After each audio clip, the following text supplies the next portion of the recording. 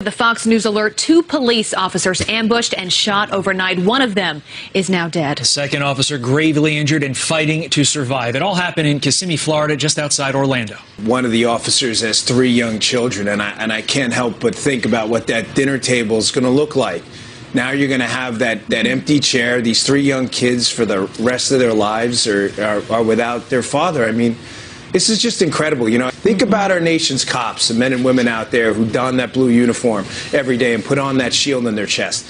They have to get big every single day, and they do it for you. Yeah, police officers, the last thing they want is to be forgotten, right? They're out there doing a job that many of us would never have the courage to do. The hardest part out of all this is the families. I was with Lisa Tuizzolo last night, and they're so afraid of being forgotten, their loved ones given a sacrifice, that they might not only are they not coming home, but they just disappear. And Lisa actually came up with these never forget patches, and this is what it becomes. She wants her legacy of her husband to just be able to go out there, and the officers holding it on their vest, and it keeps the legacy alive, and that's big for them.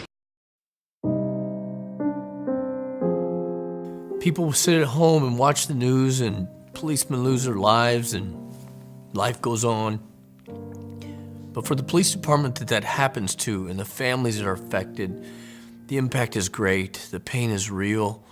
It's very painful to go through. That was a whole different emotion, a whole different experience for me personally.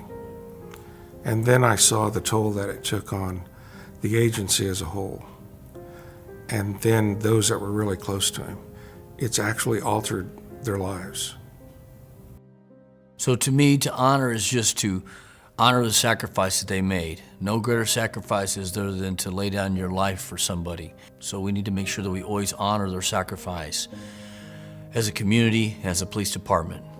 This is a very unique way to tell a story. They're turning police officers into people, and telling a story or meeting a person makes the difference. To have the tribute stone sitting there where citizens who might not have been living here at the time can walk up and listen to the story and the radio transmissions, and it just brings that alive for them. That's priceless. And when you hear those words, I think that is part of that legacy, not only for Tribute Stone, but that legacy for those that have given their lives in the line of duty. The families are going to be able to share the memory of their loved ones with the entire community for years to come. It does make a statement about a business's level of commitment to a community when they take resources and direct them over to help fund things like the Tribute Stone. For me, it's very important because it is an opportunity for the community to give back. We have a tendency at times when an awful event occurs that after a while, it fades in our memory. And so that's why I really got behind this concept that I think will not only help heal, but I think it will also keep that memory alive and that dedication alive.